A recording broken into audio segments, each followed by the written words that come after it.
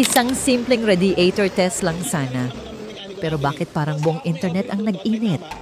Mga chisflixers, usap-usapan ngayon online ang viral issue na kinasasangkutan ng AC Garage matapos kumalat ang isang video tungkol sa problema ng isang Mitsubishi Adventure. Pero habang tumatagal, hindi na lang basta radiator ang pinagdedebatehan ng netizens, kundi credibility, tiwala, at kung sino ba talaga ang tama. At ang mas matindi, maraming mekaniko mismo ang nagsalita at nagsabing may mali raw sa paliwanag na ipinakita sa viral video. Ano nga ba talaga ang nangyari? At bakit sobrang init ng diskusyon sa car community ngayon? Welcome back mga chisflixers!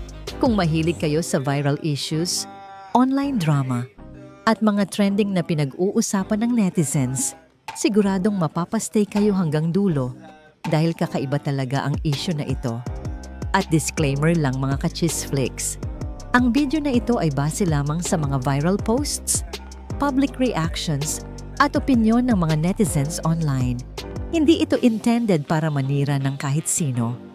Ang goal lang natin ay pag-usapan ang trending issue na pinag-uusapan ngayon sa social media. Kaya tara, simulan na natin.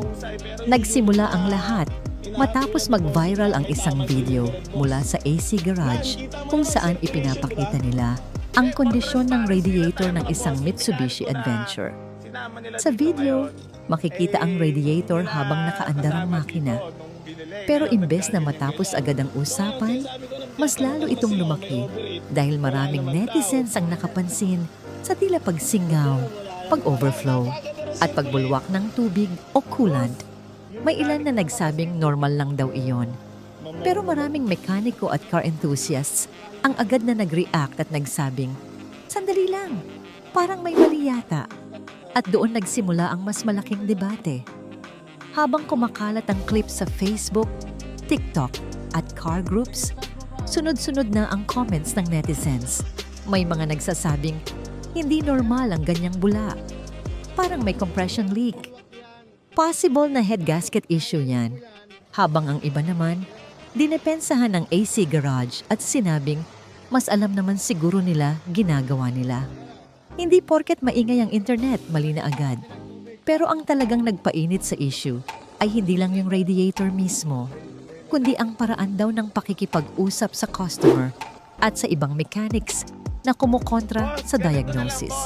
Maraming netizens ang nakaramdam na parang minamaliit o dinidismiss daw ang concerns ng iba.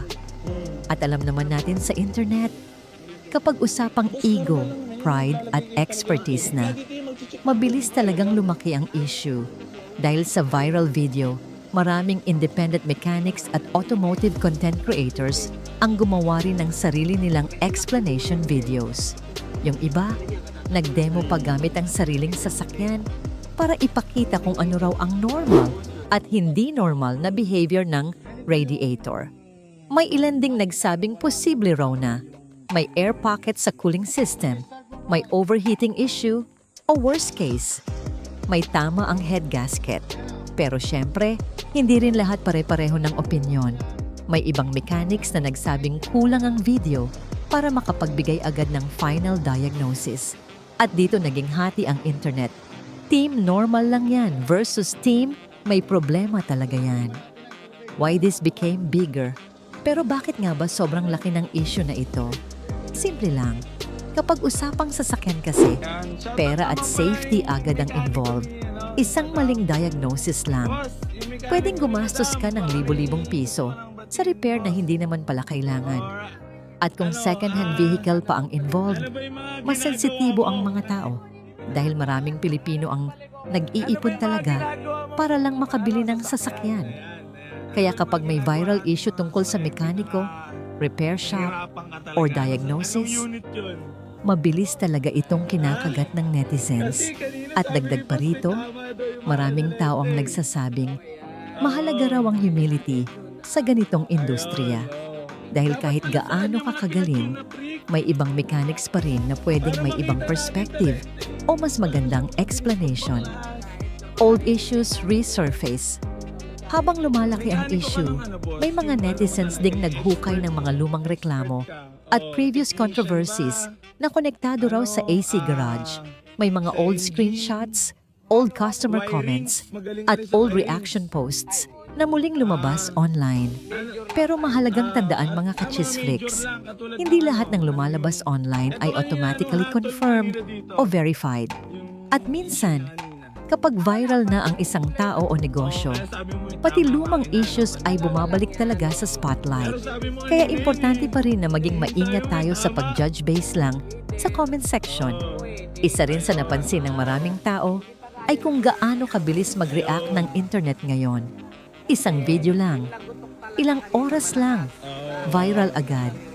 At kapag pumasok na ang Facebook car groups, TikTok reactions, at YouTube explainers, halos imposible nang pigilan ang issue. May mga memes na agad, reaction videos, side-by-side comparisons, at syempre, experts versus experts. Minsan tuloy, hindi mo na alam kung educational discussion pa ba ito o entertainment na lang para sa netizens. Pero sa totoo lang, may magandang side rin ang nangyari. Dahil maraming ordinaryong car owners ang mas natutong maging aware tungkol sa cooling systems, overheating symptoms, at basic radiator checks. Sa dami ng nangyari, isa siguro sa pinakamahalagang lesson dito ay maganda pa rin kumuha ng second opinion. Kahit saan pang shop yan, kahit gaano pa kasikat, kahit gaano pa karaming followers.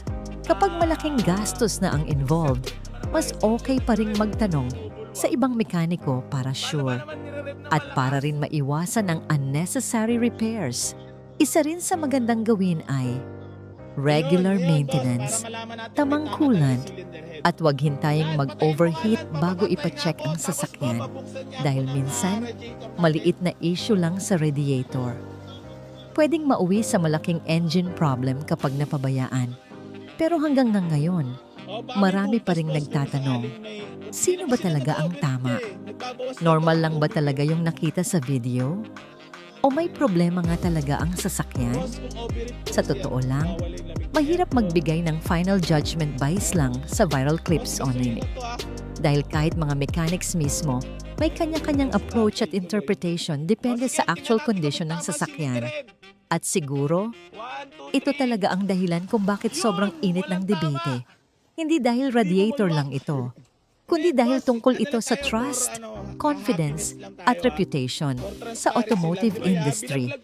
Kayo mga ka-Chisflix, ano sa tingin ninyo? Normal lang ba talaga ang nakita sa viral video? O may point din ang mga mekanikong kumokontra? Comment nyo sa baba ang inyong opinyon.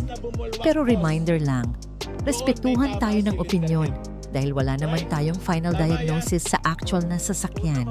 At kung gusto nyo pa ng mas maraming trending topics, viral issues, at hottest online discussions, don't forget to like, subscribe, at pindutin ang notification bell para updated kayo lagi dito sa Chisflix. Hanggang sa susunod mga ka-Chisflix.